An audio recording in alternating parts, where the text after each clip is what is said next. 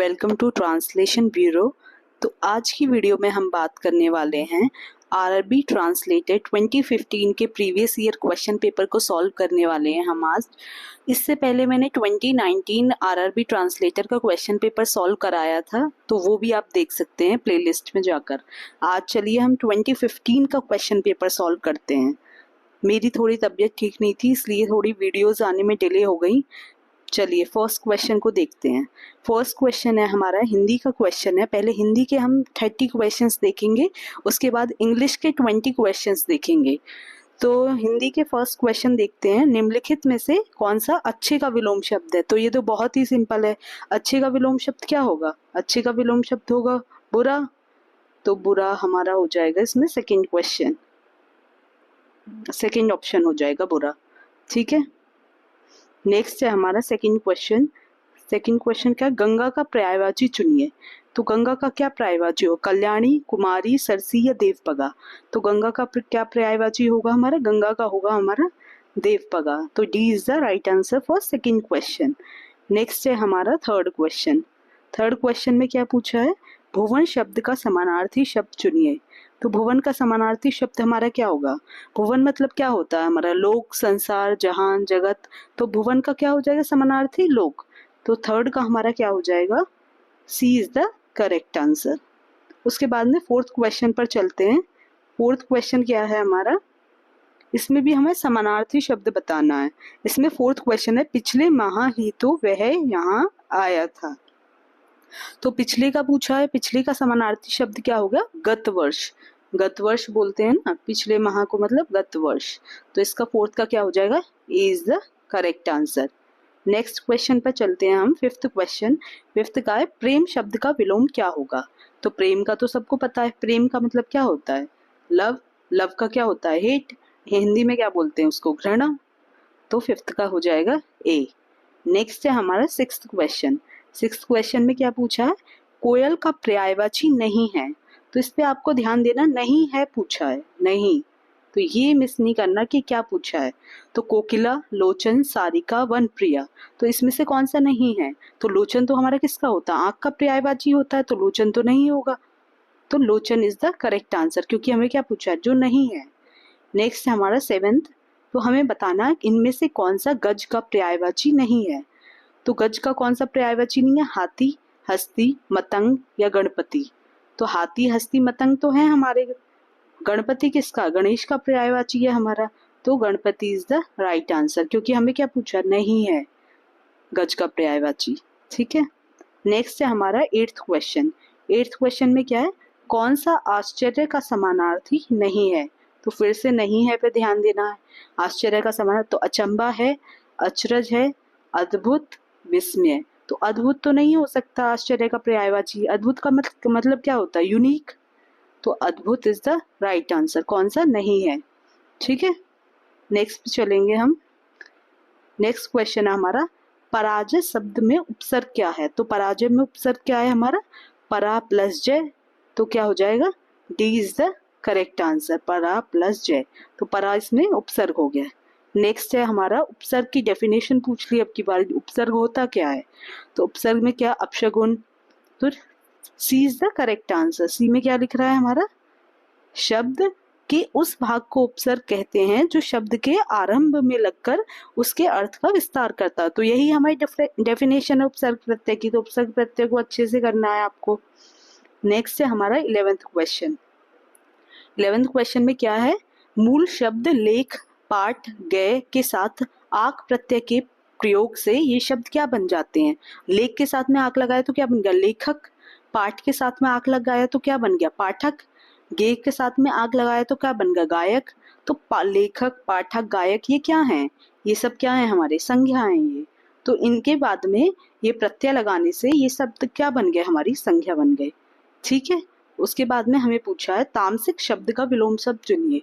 तो तामसिक आपने पढ़ाई है, तामसिक का क्या होता है विलोम शब्द? सात्विक। तो सात्विक is the right answer. Next है हमारा 13 क्वेश्चन। तो संधि विच्छेद को अच्छे से करना है रिवाइज। संधि विच्छेद काफी ज्यादा पूछा जा रहा है।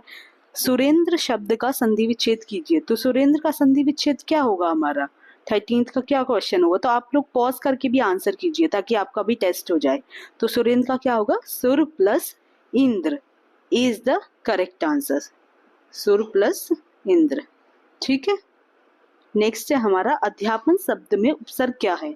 तो अध्यापन शब्द में क्या उपसर्ग है, अधि, अधि उपसर्ग है इसमें।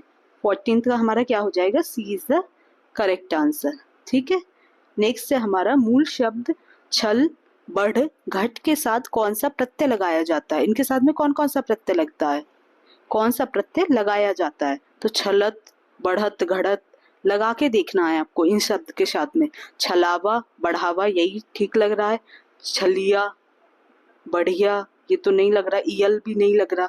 तो सबसे अप्रोप्रिएट कौन सा लग रहा है इन चारों ऑप्शंस में से आपको, मुझे तो आवा लग रहा है, आप बताना आपको कौन सा लग रहा है। ठीक है, नेक्स्ट है हमारा धातु पाठ के साथ कौन सा प्रत्यय का प्रयोग नहीं होता। कौन से प्रत्यय का प्रयोग नहीं होता, पाठ के साथ लगा के देखेंगे हम। पाठ प्लस अक क्या हो गया, पाठक। पाठ प्लस अन क्या हो गया, पाठन। पाठ प्लस आई, ये तो पाठाई तो कुछ नहीं होता, तो आई जो प्रत्यय है वो पाठ के साथ में नहीं लगेगा। तो आपका कौन सा आंसर हो जाएगा, third is the correct answer. ठीक है, नेक्स्ट क्वेश्चन पर चलते हैं। 17th question. 17th क्वेश्चन में क्या है हमारा, नया नया शब्द का तत्सम क्या होगा। नया का क्या होगा हमारा तत्सम, नव्य होगा नया का। तो first is the correct answer, नव्य। दांत काटी रोटी, दांत काटी रोटी से क्या अभिप्राय है हमारा, दांत काटी रोटी किसे बोलते हैं, मुहावरा है, घनिष्ठ मित्रता जिसमें होती है। तो 18th का D is the correct answer. Next है हमारा गंगा नहाना। गंगा नहाने से क्या तात्पर्य है, हम बोलते हैं ना नॉर्मली कि हमने तो गंगा नहा ली। तो गंगा नहा ली का क्या मतलब है कि अपना दायित्व पूरा करके निश्चिंत जब हम हो जाते हैं कि चलो ये काम हो गया, लड़की की शादी हो गई, गंगा नहा ली हमने।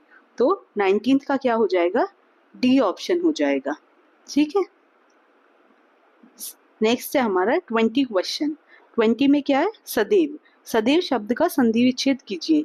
तो सदैव शब्द का क्या होगा संधि विच्छेद, सदा प्लस एव। सदा प्लस एव में भी ध्यान रखना कि कौन सा वाला होगा। तो C is the correct answer, सदा प्लस एव। ठीक है, नेक्स्ट क्वेश्चन है हमारा 21 क्वेश्चन। तो 21 क्वेश्चन में क्या लिखा है, संस्कृत भाषा के शब्द जो बिना किसी परिवर्तन के हिंदी भाषा में बोले जाते हैं उन्हें क्या कहते हैं हम। तो उन्हें हम क्या कहते हैं, संस्कृत भाषा के जो शब्द हैं वो क्या है, तत्सम शब्द हैं उन्हें। तो 21 का हमारा क्या आंसर हो जाएगा, 21 का हमारा हो जाएगा A is the correct answer. ठीक है, उसके बाद 22 पे चलते हैं। 22 क्या पूछा है, लोकोक्ति दी गई है, कौ चले हंस की चाल।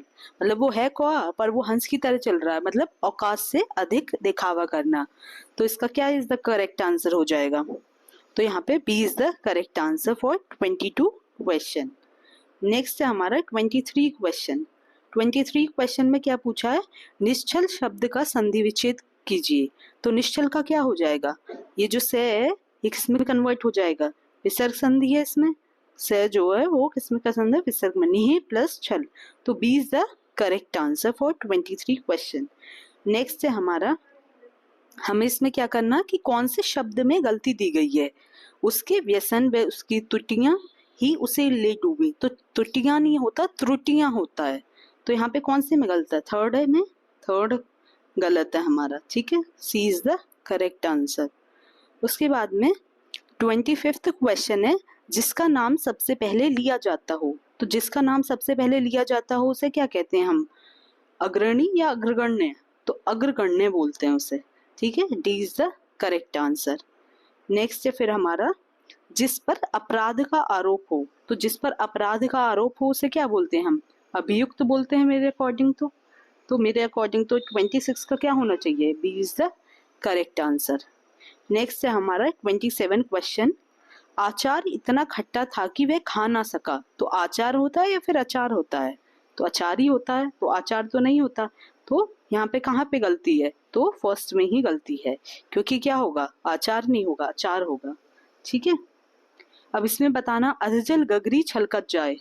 अधजल गगरी मतलब जिनके पास कुछ नहीं होता वो और ज्यादा दिखावा करते हैं। तो इसमें आप पर हमें क्या क्या ढूंढना कि कौन सा गलत लिखा हुआ। तो गगरी में क्या आएगा, र पर किसकी बड़ी की मात्रा आएगी। तो सेकंड क्या है इसमें गलत लिखा हुआ, second is the right answer. उसके बाद में इस शब्द समूह के लिए एक शब्द चुनिए। जो मांस नहीं खाता उसे क्या कहते हैं? जो मांस नहीं खाता उसे क्या बोलते हैं? निरामिष बोलते हैं उसे। क्या बोलते हैं? निरामिष। और मांस खाने वाले को सामिष। नींद शब्द का तत्सम चुनिए। नींद का क्या होता है हमारा? निंद्रा होता है हमारा। तो कौन सा वाला निंद्रा होगा? अंकी बिंदी वाला या बिना वाला? सी होगा या डी होगा? क्या लगता है आपको? मेरे अकॉर्डिंग तो सी होना चाहिए। ठीक है। नेक्स्ट, अब 30 क्वेश्चंस हमारे हिंदी के कंप्लीट हो चुके हैं। इसमें 30 क्वेश्चंस हिंदी के आते हैं और 20 क्वेश्चंस हमारे इंग्लिश के आते हैं। तो हम 20 क्वेश्चंस इंग्लिश पे मूव करते हैं अब। तो फर्स्ट क्वेश्चन है हमारा 31 क्वेश्चन। अब हमें इसे ट्रांसलेट करना है। Religion is a matter of faith. इसको हिंदी में क्या बोलेंगे? रिलीजन, रिलीजन क्या है? धर्म। धर्म क्या है? Is a matter of faith. Faith मतलब विश्वास। तो धर्म क्या है? धर्म विश्वास का विषय है। धर्म में विश्वास ही तत्व है। धर्म के विषय में विश्वास है या फिर विश्वास धर्म का तत्व है? तो धर्म जो है वो एक विश्वास का विषय है। 31 का मेरे अकॉर्डिंग होना चाहिए B is the correct answer. उसके बाद में 32 है, उसमें भी ट्रांसलेट करना है आपको। Guru told him to remove anger and ego from his mind. तो गुरु ने क्या बोला? उसको बोला कि एंगर और ईगो को अपने माइंड से रिमूव कर दो। तो किस में है ये? गुरु ने उसे अपने मन से क्रोध और अहंकार निकालने को कहा। तो क्या होना चाहिए इसमें? D is the correct answer for 32 question. Next है हमारा, अब हमें इडियम फ्रेजेस आ गए हमारे। तो इडियम क्या है हमारा? Have an axe to grind. Have an axe to grind का पढ़ा होगा आपने, ब्लैक बुक पढ़ी है तो। क्या होता है? Have a selfish reason for saying और डूइंग समथिंग। तो इसका सेल्फिश इंटरेस्ट टू सर्व होता है इसका। तो first is the correct answer. Next है हमारे 34। तो 34 में क्या है? अगर किसी आपको पता होगा, जब पढ़ा होगा आपने, किसी भी शब्द में अगर हम एल वाई ऐड करते हैं तो वो क्या बन जाता है हमारा? एडवर्ब बन जाता है। करेजियस में करेजियसली हो कर दें तो वो क्या बन जाएगा? एडवर्ब बन जाएगा एल वाई ऐड करने से। तो यहाँ पे 34 का क्या हो जाएगा? 34 का D is the correct answer. उसके बाद में नेक्स्ट है हमारा, in which of the following words the letters U N are not a prefix. तो इनमें जो अन है वो किसमें प्रीफिक्स नहीं है? अनटाइडी। तो अनटाइडी में तो है un plus tidy, undo, un plus do, uncouth, un plus couth, under. Under में un plus D E R. तो डी ई आर को तो कोई इंडिविजुअल मीनिंग नहीं है। तो इसमें क्या हो जाएगा? कौन सा प्रीफिक्स? इसमें प्रीफिक्स नहीं है, ये पूरा एक ही शब्द है। तो B is the correct answer.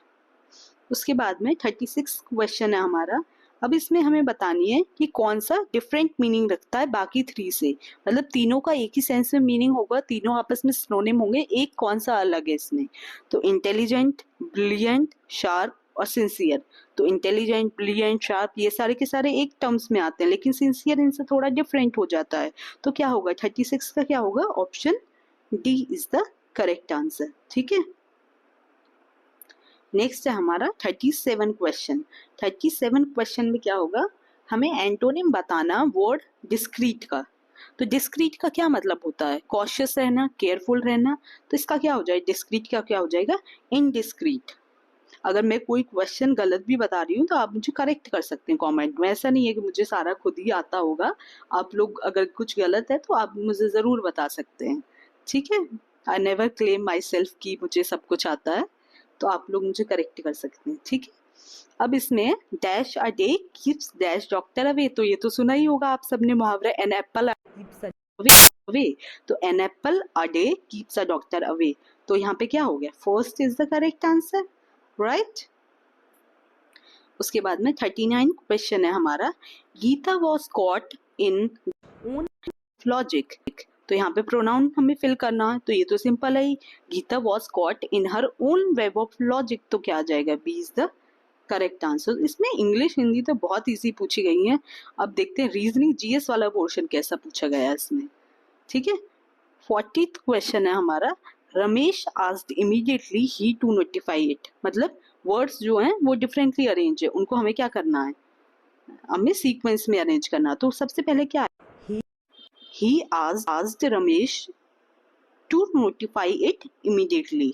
तो he asked रमेश को कैसे पहले आएगा? 4 पहले आएगा, उसके बाद में सेकेंड पहले आएगा। he asked रमेश 4 2 1 4 2 1 किसमें है? डी में। तो क्या हो जाएगा हमारा, हमें सिर्फ पूरा देखने की जरूरत नहीं है, हमें सिर्फ आगे का ही देख लेना, उससे हमारा आंसर निकल जाए। तो ज्यादा किसी भी क्वेश्चन पे बहुत ज्यादा टाइम वेस्ट करने की आपको जरूरत नहीं है। 41 क्वेश्चन है हमारा, is there anybody dash the sun who can sprint faster than Bolt. कोई है सर जो मतलब, तो इसमें क्या आएगा, इन द सन, सन के अंदर, या फिर ऑन द सन, सन के ऊपर, या बिलो द सन, सन के नीचे, उसको क्या बोलते हैं, under the sun, under the earth, इस तरीके से कि कोई है ऐसा पूरे ब्रह्मांड में, तो उसको क्या बोलते हैं, अंडर द सन। तो इसका क्या हो जाएगा हमारा, C is the correct answer.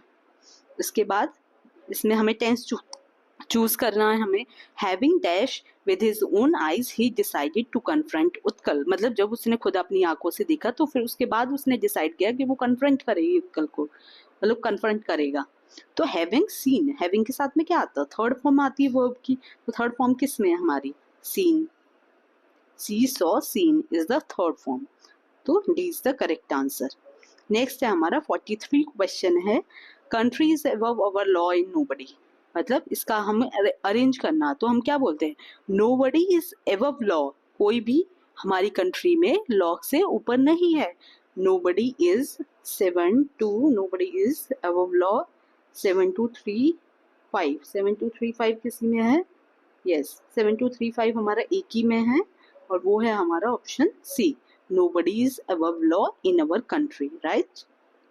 Next है हमारा 44 क्वेश्चन। तो मैंने पिछली वीडियो में भी बताया था जब मैंने 2019 का क्वेश्चन पेपर सॉल्व कराया था कि इसमें नरेशन नहीं आती है, डायरेक्ट इनडायरेक्ट क्वेश्चंस नहीं आते हैं, इसमें क्या आता है हमारा एक्टिव पैसिव आते हैं। तो एक्टिव पैसिव को आपको अच्छे से करना, ठीक है।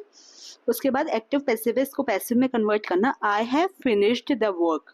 तो I have finished the work का क्या हो जाएगा, the work has been finished by me. Work के बाद हैज क्यों लगा, क्योंकि वो क्या है, सिंगुलर है, the work has been finished by me, ठीक है। सिंपल ही आते हैं, हिंदी इंग्लिश तो काफी सिंपल है, जबकि जो 2019 का पेपर था उसकी काफी स्टैंडर्ड इंग्लिश थी उसमें, पर इस वाले पेपर में जो मैंने देखा है वो जीएस वाला पोर्शन काफी ज्यादा टिपिकल है, और जबकि उस वाले पोर्शन में, क्योंकि मेनली ये हमारा लैंग्वेज का ही होना चाहिए ट्रांसलेटर का, तो हिंदी इंग्लिश आप अच्छी लेवल की दीजिए और जीएस नॉर्मल लेवल की देना चाहिए। जैसे कि 2020 वाला जो पेपर था उसी को हमको बेस मान के प्रिपेयर करना है, ठीक है। 45 क्वेश्चन है हमारा, 45, beats me how he reached before us. तो फ्रेज जो है बीट्स मी का क्या मतलब है, I have no idea how he reached before us, तो यही सेंस बन रहा है।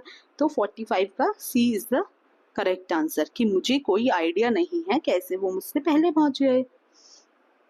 46 है, Brian Green is a famous author who has been widely red.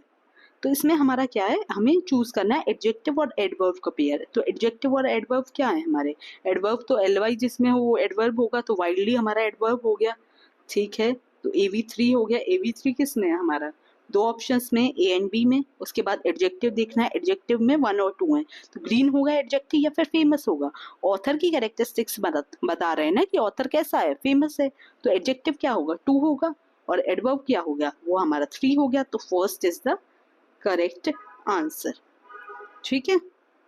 Next है हमारा 47 question, out of the following which sentence has correct punctuation. तो punctuation हमें बतानी है कि कौन से की करेक्ट है। यू आर गिरीश, तो इसका क्वेश्चन टैग क्या होगा, आर नॉट यू, क्या तुम नहीं हो गिरीश। तो आर नॉट यू को हम कैसे लिखेंगे, आर किस में आना चाहिए, ए किस में आना चाहिए, वो भी कैपिटल में आना चाहिए हमारा, तो इसका क्या हो जाएगा हमारा, आर नॉट यू। तो second is the correct answer, इसमें कोई एपिस्ट्रॉफी नहीं आएगी, simple are not you. Next है हमारा एक्टिव पैसिव का, फिर से आ गया हमारा, 2 एक्टिव पैसिव आ रहे हैं, ठीक है। She will give you all the notes, she will give you all the notes. तो she will give you all the notes का क्या है, you will be given by her all the notes. तो 48 का क्या हो जाएगा, C is the correct answer, ठीक है। उसके बाद में हमारा चूज करना है हमें adverb from the sentence, cool winds were blowing widely. तो अभी बताया मैंने, एलवाई जिसमें भी लग रहा है वो क्या है, एडवर्ब है हमारा, तो फोर्थ हो जाएगा इसका। तो 49 का हमारा क्या हो गया, 49 का D is the correct answer, ठीक है। उसके बाद में 50 क्वेश्चन है हमारा, लास्ट क्वेश्चन है इंग्लिश का, which of the following sentence is correct. We reached there first, तो वी रीच देयर फर्स्ट का क्या क्वेश्चन टैग होगा, तो पास्ट में तो डिड नॉट वी, तो डिड नॉट वी तो सिर्फ एक ही मेरे पास का, तो हमारा क्या हो जाएगा, A is the correct answer. We reach there first, did not we. ठीक है, नेक्स्ट आते हैं हम। अब वेरी वेरी इंपॉर्टेंट, आप लोग सब डरे हुए रहते हैं क्या क्वेश्चंस आएंगे इसमें, तो अब हम इसकी बात कर लेते हैं। ये है जनरल अवेयरनेस का सेक्शन, जिसमें 50 क्वेश्चंस होते हैं, जिसमें हमारी मैथ्स होती है, रीजनिंग होती है, जनरल नॉलेज होती है, करंट अफेयर्स होते हैं, कंप्यूटर होती है। तो ये सारे के सारे पोर्शंस इसमें पूछे जाते हैं। चलिए वन बाय वन देखते हैं इसमें क्या पूछा गया है 2015 वाले पेपर में। Recently crores of bank accounts have been opened also providing insurance to poor people under. तो ये उस टाइम पे 2015 के टाइम पे या 2014 के टाइम पे करंट अफेयर था, तो वहीं से पूछे गए। तो गवर्नमेंट स्कीम्स जो भी अभी 1-2 साल में हुई हैं करंटली, बहुत छोटी छोटी माइन्यूट स्कीम नहीं, बहुत अम्ब्रेला स्कीम जो भी हैं बड़ी बड़ी, तो उनको आपको एक बार देख लेना है। ठीक है, करंट में वो पूछी जा सकती हैं। तो कब बहुत सारे बैंक अकाउंट कब खोले गए, 2014 में हमारी कौन सी योजना आई थी, जनधन योजना आई थी। तो इसका क्या हो जाएगा हमारा answer, D is the correct answer. ठीक है, उसके बाद में हमारा 52 क्वेश्चन आ गया। इन अ सीरीज 1 2 3 4 5 करके सीरीज है हमारी, उसमें multiples of 2 3 4 and 5 are deleted from the series. अब मल्टीपल्स को डिलीट कर दिया है, 2 के मल्टीपल्स को, 3 4 5 के मल्टीपल्स को डिलीट कर दिया गया सीरीज से। In the remaining series what will be the first number, जो बची हुई सीरीज है उसमें remaining what will be the first number greater than 50। तो 50 से कौन सा नंबर ग्रेटर होगा, पहला कौन सा नंबर आएगा ग्रेटर इससे। पर इसके मल्टीपल्स नहीं आने चाहिए 2 3 4 5 के, पर उसमें सारे में ही मल्टीपल्स आते हैं। तो इसमें कौन से आएंगे, 2 3 4 5 हटा के आई थिंक प्राइम नंबर आएंगे। हमको प्राइम नंबर ढूंढने, 50 से ऊपर देखते हैं कौन सा प्राइम नंबर है। तो 50 के बाद कौन सा आता है हमारा 51, पर is 51 a prime number, no. 51 तो हमारा 3 से डिवाइड हो जाएगा। ठीक है, 51 तो नहीं होगा, तो हमारा प्राइम नंबर कौन सा होगा 51 के बाद में, 52 तो 2 से डिवाइड हो रहा है हमारा, और फिर 53, या 53 इज द प्राइम नंबर। तो इस क्या हो जाएगा हमारा, ये इस कंडीशन भी सेटिस्फाई होगी, तो आंसर क्या हो गया 52 का B is the correct answer. ठीक है, नेक्स्ट है हमारा, if vowels A, E, I, O, U are removed from the 26 letters of English alphabet, which letter will be in the middle? अगर जो वॉवल्स हैं E, I, O, U, इनको remove कर दें, 26 लेटर्स जो होते हैं इंग्लिश अल्फाबेट के, तो कौन सा लेटर मिडिल में होगा। अब ये कितने वॉवल्स हैं हमारे, 5 वॉवल्स हैं। टोटल कितने लेटर्स होते हैं हमारे, 26 लेटर्स होते हैं। तो 26 में से इन 5 को रिमूव करा तो हमारे पास में कितने आए, 21 बचे। अब 21 में से हमें बताना है 21 में से कौन सा मिडिल में होगा। तो हमारे 10 तो इधर हो गए, ठीक है, 10 इधर हो गए हमारे, बीच में कौन सा बचा 11th नंबर पे जो नंबर होगा वो हमारा क्या होगा, वो हमारा बीच में होगा। तो 11th पे देख लेना और हमें स्किप करना है, ये वॉवल्स नहीं आने चाहिए। तो हम बी से स्टार्ट करेंगे, बी, उसके बाद में सी, उसके बाद में डी, ई नहीं आएगा, ठीक है, क्योंकि वो क्या है, वोवल है। एफ, जी, एच, जे, के, एल, एल के बाद में एम, एम के बाद में एन। ठीक है, तो एन क्या है, ये 11th नंबर पे है एन, तो N is the correct answer. तो सी इसका करेक्ट आंसर हो जाएगा। आई होप समझ में आ गया हो आपको। ठीक है, नेक्स्ट है हमारा, out of the following words which one would be the last in the English dictionary. कौन सा लास्ट होगा। अब एक्सपो, एक्सपो तो हमारा, एक्सपो तो सब में ही है, एक्सपो एक्सपो, उसके यहाँ तक एक्सपो तक सब जगह है। ठीक है, उसके बाद में यू है यहाँ पे, इसके बाद में यहाँ पे है आर, यहाँ पे एस, और यहाँ पे है एस। तो क्या आता है, एस पहले, एस बाद में आएगा, आर बाद में आएगा, यू आएगा। तो सबसे लास्ट में कौन सा आएगा, यू आएगा, एक्सपाउंड वाला आएगा। ठीक है, 54 का हो गया, ए इज द करेक्ट आंसर। उसके बाद में 55 क्वेश्चन है हमारा। 55 क्वेश्चन में क्या होगा, 55 क्वेश्चन ए आई जो है उसको कोड करा गया EIO, BCD जो है उसको कोड करा गया CDF, और बर्नर को किस तरीके से कोड करा गया है। जब मैंने ये क्वेश्चन देखा था, थोड़ा एक बार मैंने पेपर पहले देख लिया था, ये क्या है क्या नहीं है, ये काफ़ी ज़्यादा टिपिकल क्वेश्चन है। तो बहुत ज़्यादा इस पर अगर टाइम वेस्ट हुआ तो पूरा पेपर मतलब खत्म नहीं हो पाएगा। तो ये बहुत ज्यादा टिपिकल क्वेश्चन है, काफी ज्यादा इस बार डिफिकल्ट रीजनिंग बनाई थी इन्होंने 2015 में, फिर भी मैं आपको बता देती हूँ किस टाइप से ये सॉल्व होगा हमारा। ठीक है, तो ए आई जो है, ए जो है वो हमारा ई में, ए जो है वो हमारा किस में कन्वर्ट होगा, ए के बाद में ये वो वोवल का वो है सीरीज है, ए के बाद में कौन सा नेक्स्ट हमारा वो वोवल आता है, ए ई आई ओ यू होता है ना, ए के बाद में कौन सा वोवल आता है हमारा, ई आता है, ई के बाद में कौन सा वोवल आता है हमारा, आई आता है, और आई के बाद में कौन सा वोवल आता है हमारा, ओ आता है। ठीक है, ये वोवल वाली सीरीज है। फिर बी सी डी जो है उसको कोड करा है सी डी एफ। अब ये कॉन्सोनेंट वाली सीरीज है, बी के बाद में नेक्स्ट कॉन्सोनेंट कौन सा होगा, सी कॉन्सोनेंट होगा, सी के बाद में नेक्स्ट कॉन्सोनेंट होगा डी होगा, डी के बाद में नेक्स्ट कॉन्सोनेंट होगा एफ। मतलब हमको वोवल के बाद में नेक्स्ट वोवल रखना, कॉन्सोनेंट के बाद में नेक्स्ट कॉन्सोनेंट रखना। अब बी क्या है हमारा, बी कॉन्सोनेंट है, तो नेक्स्ट कॉन्सोनेंट क्या होगा, सी हो गया। ठीक है, यू हमारा क्या है, वोवल है, और वोवल के बाद में नेक्स्ट वोवल कौन सा होगा, ए होगा हमारा नेक्स्ट वोवल। यू के बाद में आर क्या है हमारा, आर है हमारा कॉन्सोनेंट, आर के बाद में क्या होगा, एस होगा हमारा। ठीक है, एन के बाद में क्या, एन भी हमारा कॉन्सोनेंट है, एन के बाद में क्या होगा, एन के बाद में ओ आता है, लेकिन ओ क्या है हमारा, वोवल है, तो वोवल तो नहीं रख सकते, तो ओ के बाद में फिर नेक्स्ट कौन है, पी, तो यहाँ पे क्या आएगा, पी आएगा। ई के बाद में, ई क्या है हमारा, वोवल है, ई के बाद में क्या आएगा हमारा, ई के बाद में कौन सा नेक्स्ट वोवल आएगा, ई के बाद में आई आएगा नेक्स्ट वोवल। उसके बाद में आर क्या है हमारा, आर क्या है, कॉन्सोनेंट है, तो आर के बाद में क्या नेक्स्ट कॉन्सोनेंट आएगा, एस आएगा। तो डी हमारा करेक्ट आंसर हो गया, CASPIS। तो ये वोवल और कॉन्सोनेंट की सीरीज थी विच इज वेरी टिपिकल। वहां पे एग्जाम टाइम पे सोच पाना तो ये बहुत मुश्किल है, तो ये आप छोड़ सकते हैं, किसी भी ऐसे क्वेश्चन पे अपना टाइम वेस्ट ना करें, तो ये बहुत ध्यान रखें। पर इस बार जैसे कि इन्होंने 2020 में देखा था, तो ऐसे क्वेश्चनों से डरने की जरूरत नहीं है। अब ये मेनली क्या कर रहे हैं कि आपके इंग्लिश हिंदी के क्वेश्चंस को लेवल का बना रहे हैं।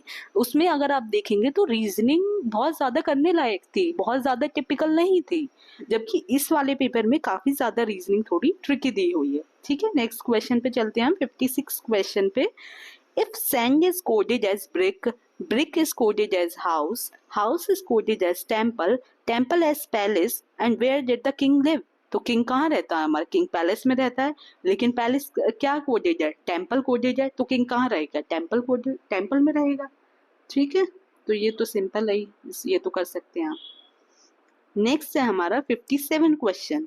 57 क्वेश्चन में क्या होगा हमारा, if a shopkeeper gives a candy for 5 rupees, मतलब जो शॉपकीपर है वो एक कैंडी 5 रुपए की देता है। ठीक है, also a candy for 2 rappers of the same candy, और अगर आप वो कैंडी के 2 रैपर्स लाओगे, 2 रैपर में एक कैंडी भी देता है वो शॉपकीपर, तो आपके पास में 40 रुपीज है एक चाइल्ड के पास में, तो वो कितनी कैंडीज खा सकता है 40 रुपीज में। तो क्या लगता है आपको कितनी कैंडीज खा सकता है 40 रुपीज में, तो देख लेते हैं हम।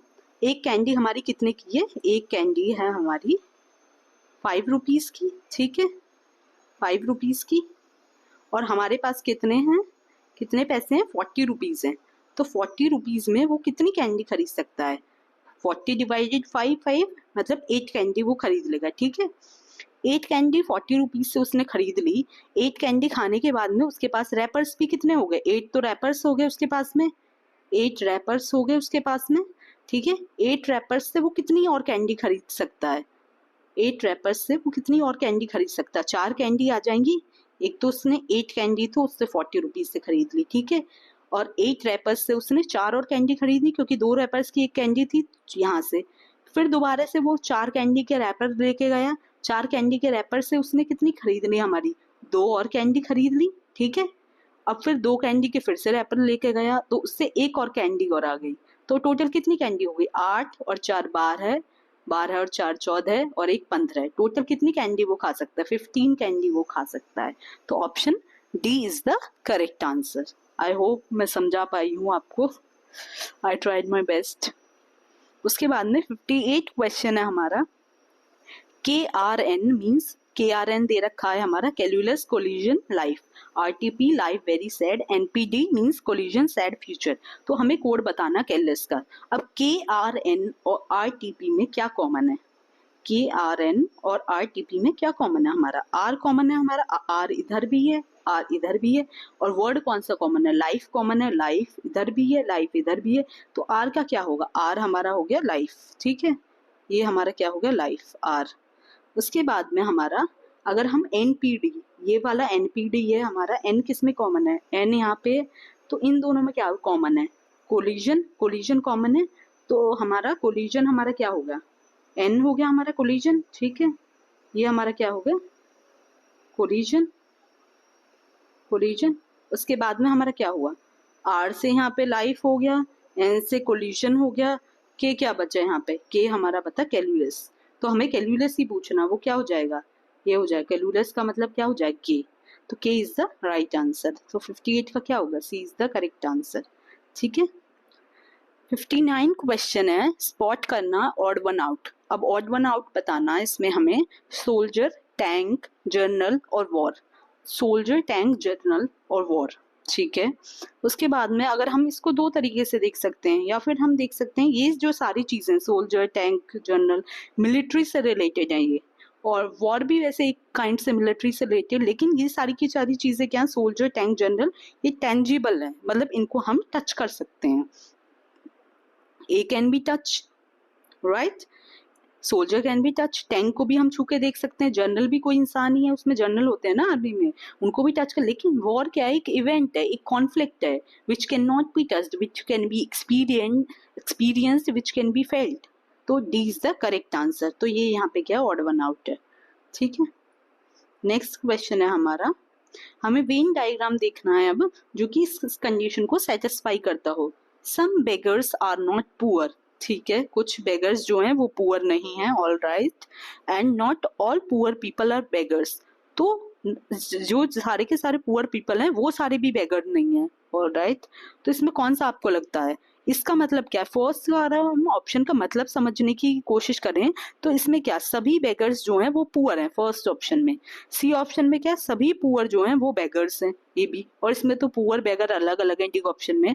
तो जो अगर दोनों सिचुएशन को जो भी सेटिस्फाई कर रहा है वो मेरे according B is the correct answer.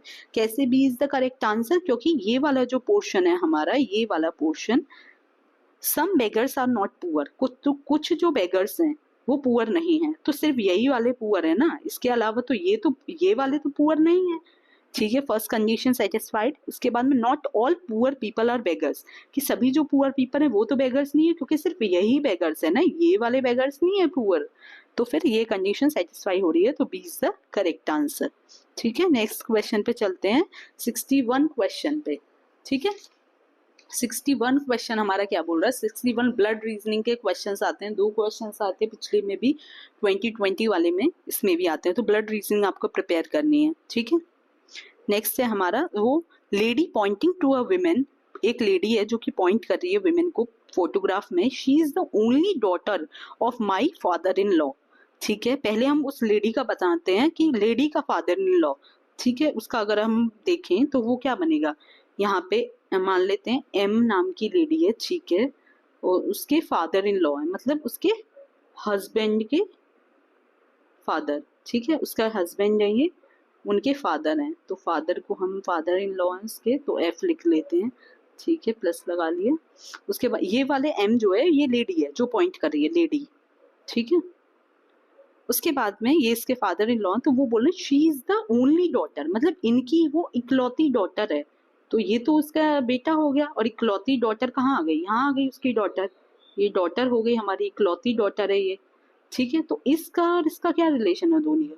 तो दोनों क्या है, नंद भाभी हैं ये, तो ये क्या है, डॉटर इन लॉ है, सिस्टर इन लॉ है, ये क्या है, सिस्टर इन लॉ है इस लेडी की, तो ए इज द करेक्ट आंसर। क्या हो जाएगा इसका? ए इज द करेक्ट आंसर, ठीक है। नेक्स्ट क्वेश्चन है हमारा 62 क्वेश्चन है। 62 क्वेश्चन में क्या लिखा है, A B and C D are two lanes each measuring 60 kilometre. मैं देख लेती हूँ एक बार रिकॉर्डिंग चल रही है नहीं।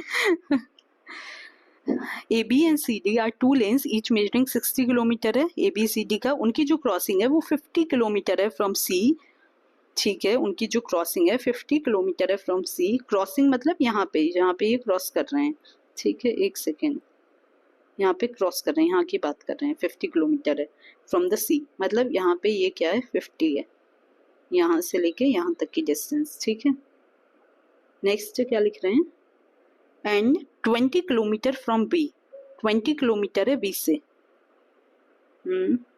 ओके, मतलब वो बोल रहे हैं 20 किलोमीटर है बी से, मतलब बी जहाँ है उससे 20 किलोमीटर, तो टोटल ये 60 है, तो यहाँ पे ये कितनी हुई 40 हुई, ये 40 हुई, ठीक है। ओके, इसके बाद में नेक्स्ट है, दोनों जो कार हैं वो स्टार्ट हो रही हैं सेम टाइम पे फ्रॉम पॉइंट ए एंड सी, ए और सी से दोनों जो कार हैं वो स्टार्ट हो रही हैं, ठीक है।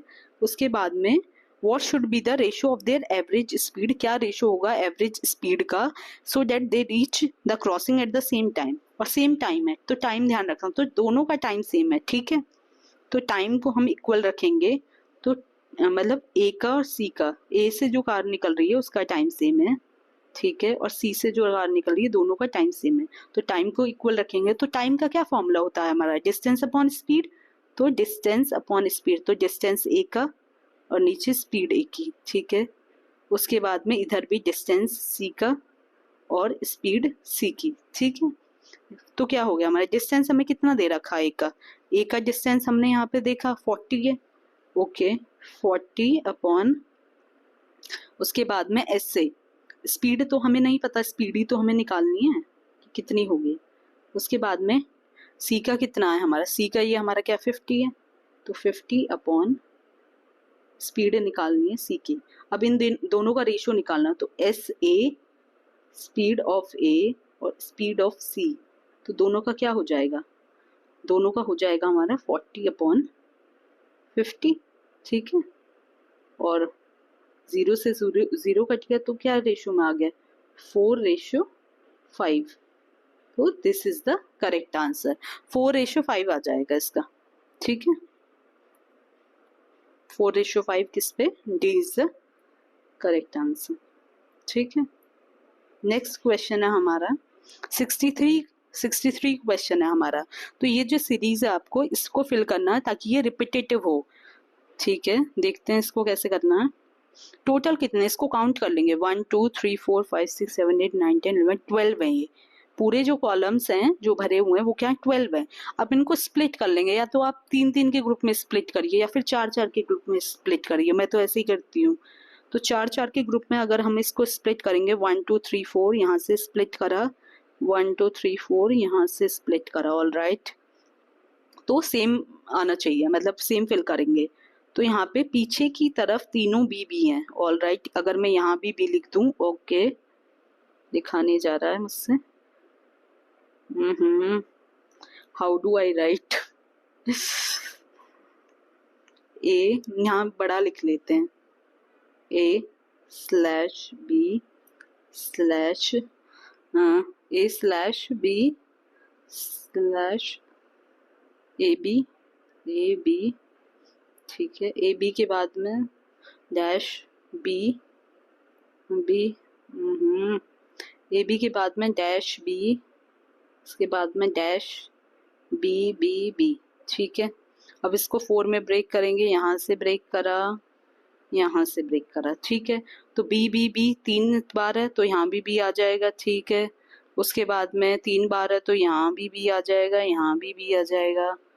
और आगे क्या आ रहा है, ए है तो यहाँ, मतलब अगर आप देखेंगे तो ए ट्रिपल बी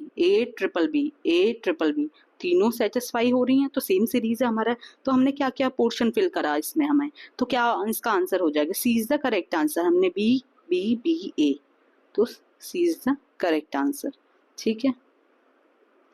नेक्स्ट है हमारा 64th क्वेश्चन।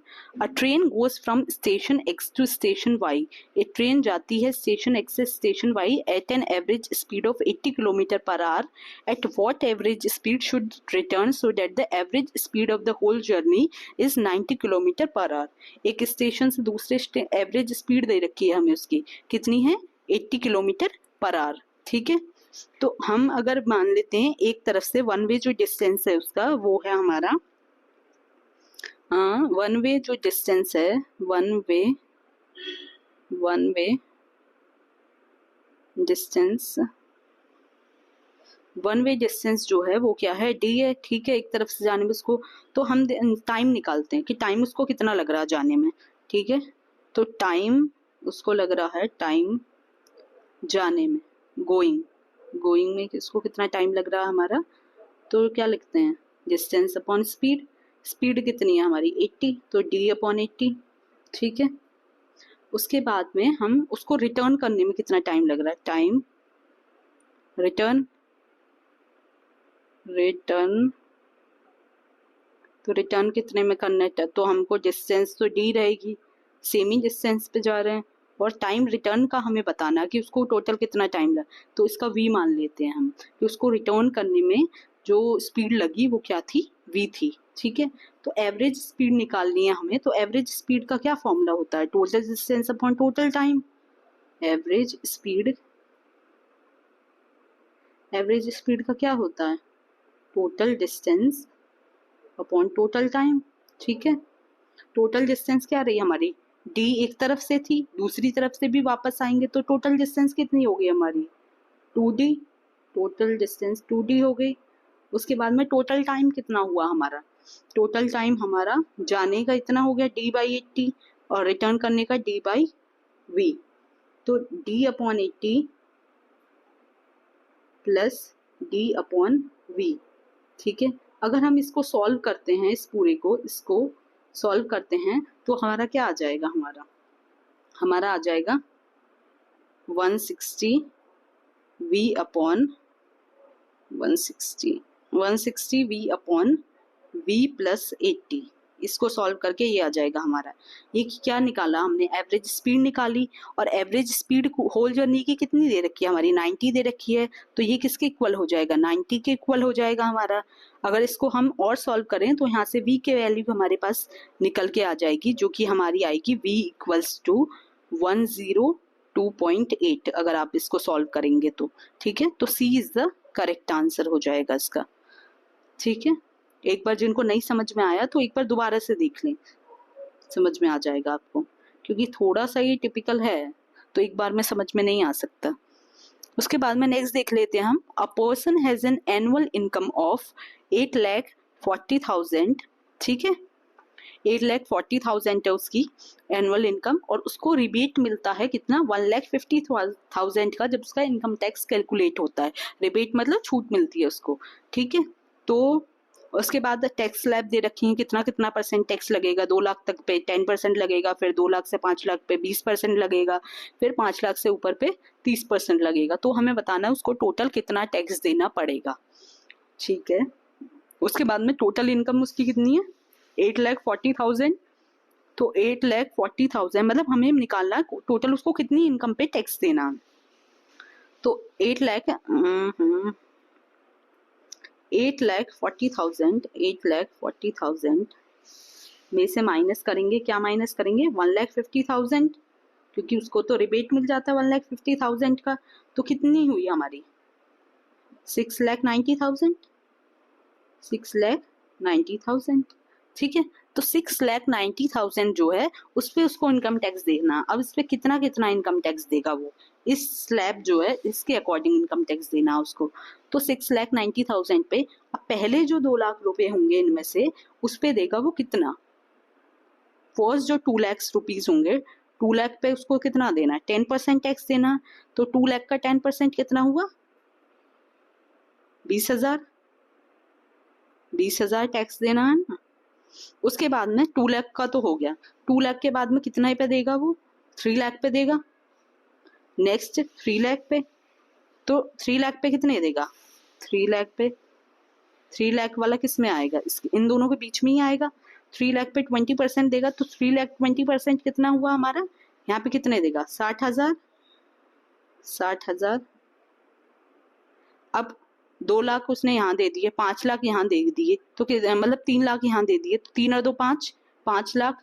अब इसमें से 6,90,000 में वो 5 लाख पे इनकम टैक्स दे चुका है, अब 5 लाख इसमें से अगर हम घटा दें तो कितना अब उसके पास बचेगा, अब उसको कितने पे टैक्स देना है, कितने पे टैक्स देना है, तो उसको टैक्स देना है हमें, अगर हम घटा दें इस पे तो कितना बचेगा, 1,90,000, कितना बचेगा 1,90,000, 1,90,000।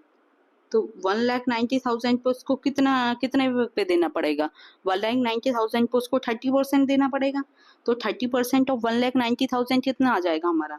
57,000। 57,000 हमने तीनों टैक्स स्लैब के हिसाब से देख लिया। तो पहले पे 20,000, 60,000, नेक्स्ट पे 57,000 30% के हिसाब से। अब फिर हम अब तीनों को कैलकुलेट कर लेंगे, प्लस कर देंगे, तो टोटल हमें पता चल जाएगा। उसको 20 + 60 कितना हो गया? 80K। 80K 80,000 + 57,000 कितना हो गया? 1,37,000, विच इज ऑप्शन डी। तो option D is the correct answer. ठीक है, नेक्स्ट पे चलते हैं। चलिए फाइनली राहत मिली आपको इतना डिफिकल्ट मैथ्स रीजनिंग करके। तो नेक्स्ट है हमारा जीएस के क्वेश्चंस आते हैं। Todarmal worked in the court of Akbar. Todarmal ने अकबर के कोर्ट में काम करा, तो वो किससे एसोसिएटेड था? तो टोडरमल को हमने सुना होगा, लैंड रिफॉर्म से एसोसिएटेड था टोडरमल हमारे। ठीक है, तो B is the correct answer. Next है हमारे 67 पॉलिटी से ये question. Money bill can be introduced in the state legislature with the prior consent of the. तो मनी बिल को जब भी इंट्रोड्यूस किया जाता है उससे पहले प्रायर कंसेंट किसकी लेनी जरूरत है? स्पीकर। स्पीकर ही मेनली मनी बिल को रेगुलेट करता है। ठीक है, फिर नेक्स्ट है इकोनॉमिक्स से क्वेश्चन आ गया। इकोनॉमिक्स में the term elasticity of demand means. Elasticity of demand का क्या मतलब है? इस इलास्टिसिटी ऑफ डिमांड का मतलब है change in demand as per price. कि प्राइस लो होगा तो क्या होगा? लोग ज्यादा खरीदेंगे, डिमांड ज्यादा बढ़ेगी। अगर किसी चीज का प्राइस हाई होगा तो क्या होगा? लोग कम खरीदेंगे, इलास्टिसिटी उसकी कम हो जाएगी। तो क्या होगा? 68 का option D is the correct answer. Next है हमारा मॉनेटरी पॉलिसी को कौन कंट्रोल कर रहा है? ये तो ऑब्वियस है, सबको पता ही होगा। मॉनेटरी पॉलिसी को हमारा reserve bank of India control करता है। ठीक है, नेक्स्ट है हमारा ज्योग्राफी से। What portion of Earth's surface is approximately covered by oceans? तो approximately 71% है। तो राउंड ऑफ अगर एग्जैक्ट नहीं दे रखा तो आपको राउंड ऑफ लगाना है। तो इनमें से कौन सा सबसे अप्रोप्रिएट है? तो 70% है, 71% के सबसे क्लोज। तो इतना हमारा ओशियन से कवर्ड है। नेक्स्ट है हमारा मैकमोहन लाइन जो है वो डिमार्केट करती है boundary between India and. India और किसके बीच में बाउंड्री को डिमार्केट करती है मैकमोहन लाइन? वो इंडिया और चाइना के बीच में। और पाकिस्तान और इंडिया को कौन सी करती है? Red Cliff line. तो वो भी आपको ध्यान रखना साथ में। ये लूसेंट से पढ़ सकते हैं, लूसेंट में दे रखा है ये। ठीक है, मैकमोहन लाइन हो गया, इंडिया एंड चाइना के बीच में डिमार्केट करती है। नेक्स्ट है हमारा 72 क्वेश्चन। 72 क्वेश्चन में ऑड वन आउट हमें पिकअप करना है। अर्थ, मार्स, वीनस, तो ये सारे के सारे प्लैनेट्स हैं, स्काई प्लैनेट नहीं है। तो क्या होगा? 72 का क्या हो जाएगा? Is the correct answer. 73 question है हमारा teacher, school, teaching, trader, shop. तो टीचर कहाँ है? स्कूल जाता है। स्कूल में क्या करता है? प्रोफेशन दे रखा है टीचिंग। ठीक है, टीचर का प्रोफेशन क्या है? टीचिंग। ट्रेडर क्या? शॉप पे जाता है, तो उसका प्रोफेशन क्या है ट्रेडर का? आर्टिकल्स तो नहीं होगा प्रोफेशन। कस्टमर भी नहीं, डिस्काउंट मतलब सेलिंग, बेचना उसका प्रोफेशन है। उसके बाद में steel is related to steel plant in the same way wheat is related to. तो स्टील हमारी कहाँ बनती है? स्टील प्लांट में बनती है। उसी तरीके से जो व्हीट है वो कहाँ बनता है? वो हमारा फील्ड्स में उगता है व्हीट हमारा। तो C is the correct answer. Next है फिर से 75 क्वेश्चन। अब हमें सीरीज में बताना है नेक्स्ट नंबर कौन सा आएगा इसमें। तो इसमें सीरीज हमें फाइंड आउट करनी है। तो हमेशा नहीं एक के बाद एक ही सीरीज चले, एक डिजिट छोड़ के भी सीरीज चल सकती है। तो इसमें वही हुआ है। तो हमें देख 2 के बाद 5, ठीक है, 5 के बाद 11, 11 के बाद दिस एंड दिस के बाद दिस। लेकिन सीरीज क्या बन रही है इसमें? 2 के बाद 5 कैसे आया हमारा? 2 के बाद 5 कैसे आया हमारा? +3 हुआ। ठीक है, +3। 7 5 के बाद 11 में क्या हुआ? +6। +6 हुआ। नेक्स्ट है हमारा 11 से 23 में क्या हुआ? +12, +12 हुआ। नेक्स्ट अब क्या होगा? ये क्या हो रहा है? 3 का टेबल चल रहा है, मतलब 3 मतलब टेबल नहीं चल रहा, मतलब मल्टीप्लाई हो रहा है। 3 2 ज़ा 6, 3 2 ज़ा 6, 6 2 ज़ा 12 और 12 2 ज़ा 24। तो अब हम 23 में अगर 24, ये 23 है, यहाँ पे क्या आएगा? 24 आएगा। 23 में 24 को ऐड करें तो यहाँ पे क्या आ जाएगा? 47। तो क्या आ जाएगा? D is the correct answer. ठीक है, नेक्स्ट है हमारा मोहित इज ओल्डर देन संजय। मोहित जो है वो हमारा ओल्डर है संजय से, ठीक है, ओके। मतलब मोहित पहले आएगा, फिर उसके बाद में संजय आएगा, ठीक है। मोहित को हम यहाँ लिख लेते हैं, एक सेकेंड। मोहित यहाँ पे है, Mohit is older than Sanjay, Sanjay यहाँ पर आ गया। उसके बाद में है but Sanjay is younger to Naveen. Sanjay जो है इज यंगर टू नवीन, मतलब संजय जो है वो छोटा है किससे, नवीन से छोटा है, तो नवीन को हम यहाँ लिख लेते हैं, संजय नीचे आ जाएगा। श्याम इज ओल्डर देन मोहित। श्याम जो है वो ओल्डर है मोहित से, तो ओल्डर है तो ऊपर आ जाएगा श्याम। उसके बाद में Shyam is old but Shyam is younger to Rishi. Shyam जो है वो छोटा है ऋषि से, श्याम जो है वो यंगर है ऋषि से, ठीक है। तो ये हमारी सीरीज बन गई, तो सिंपल था। अब हमें बताएं सेकंड ओल्डेस्ट कौन सा इसमें, तो ऊपर से हमने ओल्डेस्ट लिखा था, ओल्डेस्ट टू यंगेस्ट, तो सेकंड ओल्डेस्ट है श्याम हमारा, तो B is the correct answer, ठीक है। नेक्स्ट क्वेश्चन है हमारा, 6 पीपल हैं, Falguni, Eklavya, Chandra, Bhaskar, Damodar and Ajay are sitting on a round table. All right, तो हम राउंड टेबल बना लेते हैं यहाँ पे। एक सेकेंड, ये हमने राउंड टेबल बना ली। उसके बाद में यहाँ पे 6 लोग बैठे हैं, ठीक है। 6 लोग बैठे हैं, तो 6 लोग हम लोग 1 2 3 4 5 6 हमने बना लिए कॉलम्स। अब हम इसके अकॉर्डिंग करते जाएंगे। पहले हम नीचे वाले पढ़ लेते हैं, मैं तो ऐसे ही करती हूँ, पहले नीचे वाले जो बिटवीन है। Damodar is between Chandra and Falguni. Damodar जो है वो किसके बीच में, चंद्रा और फाल्गुनी के बीच में। तो जैसे हम दामोदर को यहाँ बिठा देते हैं, दामोदर है वो चंद्रा, सी से चंद्रा, एफ से फाल्गुनी, ठीक है। चंद्रा और फाल्गुनी के बीच में दामोदर।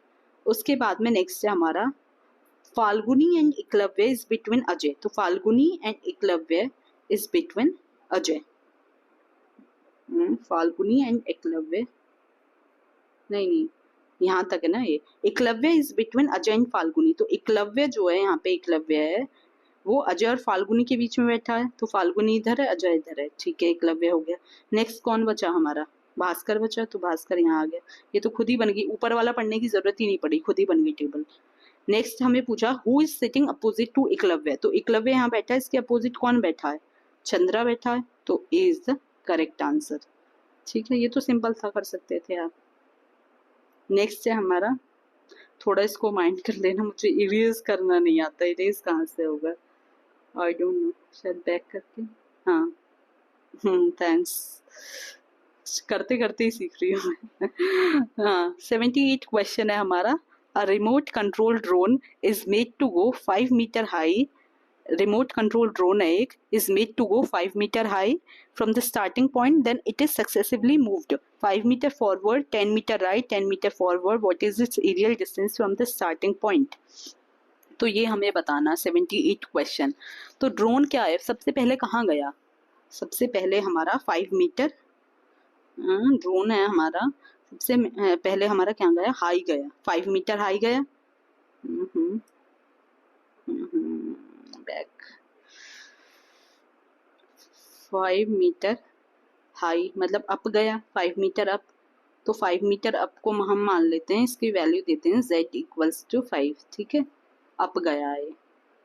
उसके बाद में हमारा कहाँ गया है, 5 मीटर फॉरवर्ड गया है, तो forward 5 metre forward, 5 metre forward, तो 5 मीटर फॉरवर्ड को हम मान लेते हैं कि ये y है, तो y इक्वल्स टू 5 मीटर, मतलब x मान लेते हैं इसको, x इक्वल्स टू 5, ठीक है।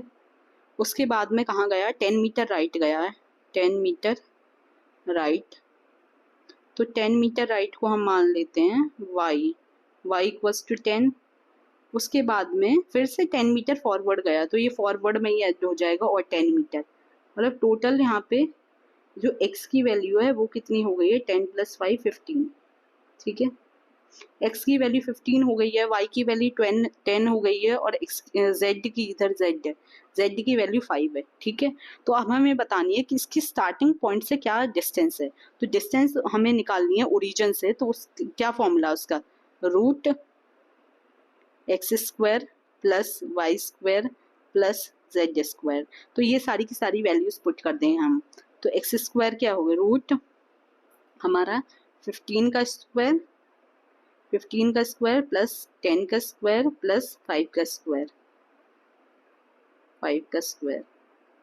ठीक है, अगर हम इसको सॉल्व करेंगे तो हमारा क्या आ जाएगा, 15 का स्क्वायर कितना हुआ 225, इधर लिख लेते हैं 225 प्लस 10 का स्क्वायर 100 हो गया, 5 5 से 25 हो गया, टोटल हमारा रूट ये आ जाएगा। D is the correct option.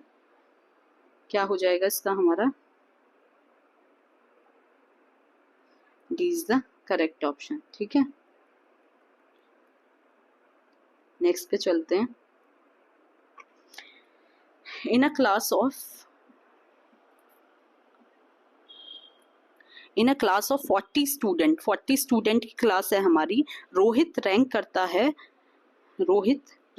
है 8th फ्रॉम द टॉप और कुशल रैंक करता है 20th from the bottom. How many students are ranked between Rohit and Kushal. ठीक है, 40 स्टूडेंट है टोटल हमारे 40। ठीक है, रोहित जो रैंक करता है वो 7th है, तो 7th रैंक पे है रोहित। ठीक है, आर, और नीचे से कौन है, कुशल। कुशल कौन से पे, 20th रैंक पे है, 20th रैंक पे। तो 27 तो यही हो गए, मतलब इन दोनों को मिला के और उनके आगे पीछे को बच्चों को मिला के 27 हो गए। तो 40 में से सिंपली 27 को माइनस कर दो, क्या आ जाएगा, 13 आ जाएगा। 13 इज द करेक्ट आंसर। और अगर सेम ही चीज होती, सिर्फ जैसे यहाँ तो डिफरेंट पर्सन है, Rohit and Kushal are both different people. अगर रोहित को ही बोलते कि रोहित 7th रैंक करता है और रोहित ही नीचे से 20th रैंक करता है, तो हम इसमें क्या करते, इनको प्लस करते, ऊपर से हम 1 माइनस कर देते, क्योंकि रोहित एक ही पर्सन होता तो वो 2 बार हम काउंट कर लेते, तो इसलिए 1 माइनस कर देते हैं उसमें। ठीक है, तो ये बात आपको ध्यान रखनी है। नेक्स्ट है हमारा 80th क्वेश्चन। 80th क्वेश्चन हमें दे रखा है फारेनहाइट, और उसमें सेल्सियस में हमें पता है ह्यूमन बॉडी टेम्परेचर कितना होता है। तो फारेनहाइट में दे रखा है हमें 98.6 डिग्री फारेनहाइट। तो इसी कोई सिंपल है, अगर ये आपको कैलकुलेशन से करना तो उससे भी कर सकते हैं, लेकिन आपको पता ही होना चाहिए कि हमारा कितना नॉर्मल बॉडी टेम्परेचर होता है। ये 98.6 तो मैक्सिमम लोगों को पता होता है, लेकिन सेल्सियस में कितना होता है वो नहीं पता होता। तो इसका क्या आंसर हो जाएगा, 37 डिग्री सेल्सियस होता है हमारा। 81 है हमारा, कंसीडर द फॉलोइंग फिगर,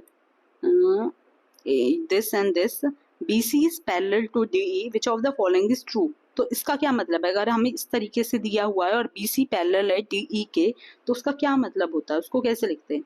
तो इसका मतलब है AB upon AD equals to AC upon AE। यहाँ पे जो कंडीशन दे रखी है इसका मतलब ये है यहाँ पे फिगर के अकॉर्डिंग, लेकिन ऑप्शंस में क्या हमारे पास कुछ ऐसा है AB अपॉन AD करके, AB अपॉन AD तो यहाँ तो कहीं भी नहीं है, इसमें भी नहीं है, एंगल AD के बराबर भी नहीं होगा। कौन सा अप्रोप्रिएट ऑप्शन है, फिर हम इसको एलिमिनेशन से जा सकते हैं। तो एलिमिनेशन से तो B ऑप्शन ही करेक्ट लग रहा है, क्योंकि और तो बी ऑप्शन भी इतना अप्रोप्रिएट नहीं है, पर आई थिंक बाकी सब ऑप्शन में सबसे अप्रोप्रिएट आपको ढूंढना है, चाहे उसमें आंसर नहीं भी हो, पर सबसे अप्रोप्रिएट कौन सा हो सकता है वो आपको ढूंढना है। तो 81 का क्या हो जाएगा, B is the correct answer. ठीक है, फिर उसके बाद में 82 क्वेश्चन है हमारा, ये परम्यूटेशन कॉम्बिनेशन के क्वेश्चन आ गए। काफी लोगों को अजीब लगेगा कि कैसे ट्रांसलेटर में इतने हाई लेवल परम्यूटेशन कॉम्बिनेशन के क्वेश्चंस भी पूछ रहे हैं, पर अब पूछे गए तो आप कर सकते हैं, पर इतना घबराने की जरूरत नहीं है उसमें परम्यूटेशन कॉम्बिनेशन में। ठीक है, तो चलते हैं। तो सी हमारा कॉम्बिनेशन है, सी की वैल्यू है हमारी 9/3। मैं, और सब लोग पूछ रहे हैं कि मैं आपको कैसे मैथ के इतना आते हैं। मैंने 12th है मैथ्स ही किया है, फिजिक्स केमिस्ट्री मैथ्स थी मेरे पास में 12th में, तो इसलिए मेरे को आते हैं। मैं मैथ्स का ट्यूशन भी पढ़ाती थी पहले। तो इसमें हमारा आ गया 9 फैक्टोरियल, n का है, n हमारा 9 फैक्टोरियल। उसके बाद में है r हमारा कितना होगा 3 फैक्टोरियल, 3 फैक्टर 9 माइनस 3 6 फैक्टोरियल। ठीक है, ये हो गया हमारा। फैक्टोरियल को कैसे सॉल्व करते हैं हम, फैक्टोरियल में हम मल्टीप्लाई करते चले जाते हैं इनको डिक्रीजिंग ऑर्डर में। जैसे 9 फैक्टोरियल को अगर हमें ओपन अप करना है तो 9 फैक्टोरियल को ओपन अप कैसे करेंगे, 9 इंटू 8, जहां पे रोकना हम उसको फैक्टोरियल लगा सकते हैं, 7 इंटू 6, 7 इंटू, यहाँ पे हम इसको रोक देंगे 6 फैक्टोरियल पे, ठीक है। इसको ओपन अप नहीं करना, हमें 6 ही रखना है क्योंकि हमें नीचे से कैंसिल करना है। 3 फैक्टोरियल को ओपन करेंगे, 3 इंटू 2 इंटू 1 पूरा ओपन कर देंगे।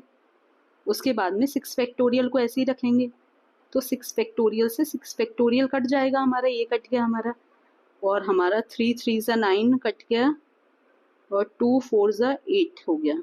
तो बचा क्या इसमें हमारा, क्या बचा हमारा इसमें, 3 बचा इधर, ये बचा, 4 बचा, 3 बचा, 4 बचा, और क्या बचा, बहुत ज़्यादा मैसअप हो गया 3 बचा, 4 बचा, 7 बचा, ये हाँ इधर 7 बचा। तो हमारा 3 इंटू 4 इंटू 7, तो 3 इंटू 4 इंटू 7 क्या हो जाएगा हमारा, 84, 84 सी, सी इज द करेक्ट आंसर, ठीक है। नेक्स्ट क्वेश्चन है हमारा 83 question. A set of 3 simultaneous equation in 3 variables में हैव, तो एक सेट है 3 साइमल्टेनियस इक्वेशन का 3 वेरिएबल्स में, तो उसका क्या हो सकता है, no solution, infinite solution, unique solution, all of the above are possible.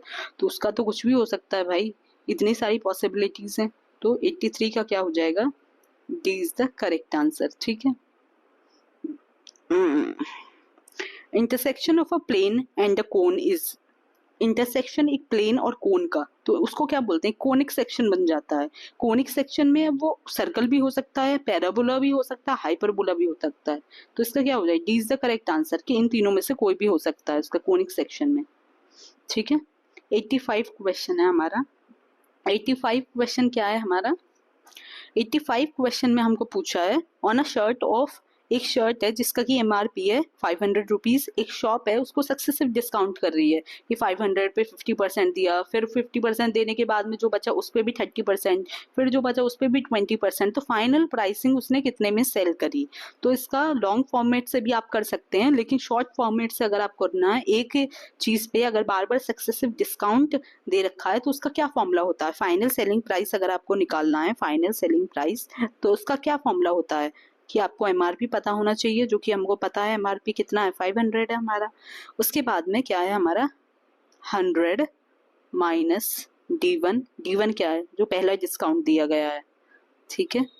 उसके बाद में नेक्स्ट फिर से, मतलब जितनी बार भी डिस्काउंट दिया गया है वो इसमें हम ऐड करते जाएंगे उतना, इसलिए अभी यहाँ 3 दिए गए हैं तो हम 3 ऐड करेंगे, ठीक है। नेक्स्ट फिर से 100 माइनस सॉरी 100 माइनस है ये D3 इक्वल्स अपॉन 100, ठीक है। तो हम इसमें फर्स्ट डिस्काउंट कितना है 50, तो यहाँ पे 100 माइनस 50, तो यहाँ पे क्या हुआ, एमआरपी हो गया हमारा 500 इंटू फर्स्ट डिस्काउंट था 50%, तो 100 माइनस 50, 50 अपॉन 100 हो गया यहाँ पे हमारा, एक सेकेंड,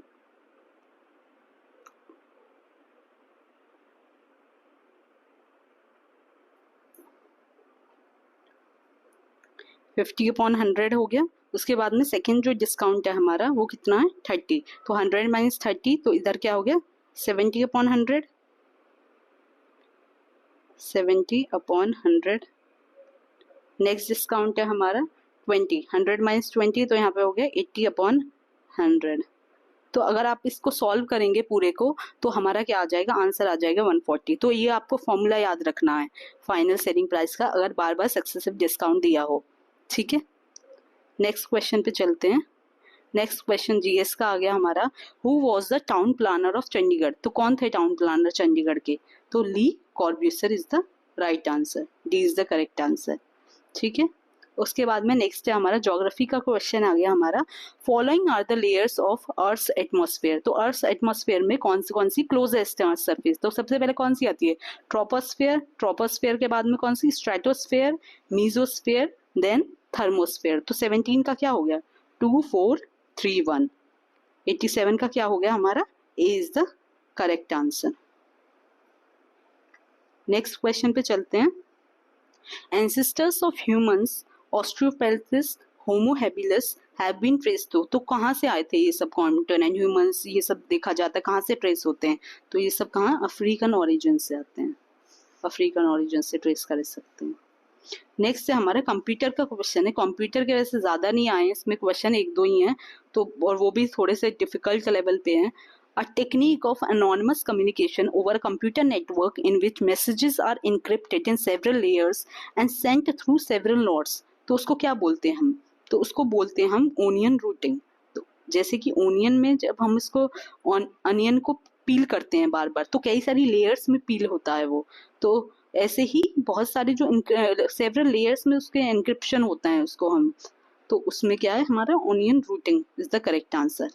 90 क्वेश्चन है हमारा। टेंडर रेफर्स टू, टेंडर का मतलब क्या होता है? टेंडर एलोकेट होता है, टेंडर मतलब टेंडर दिया जाता है, मतलब वो इनविटेशन होता है ऑफर करने के लिए कि किस किस को आप अपना उसमें अपील कर सकते हैं।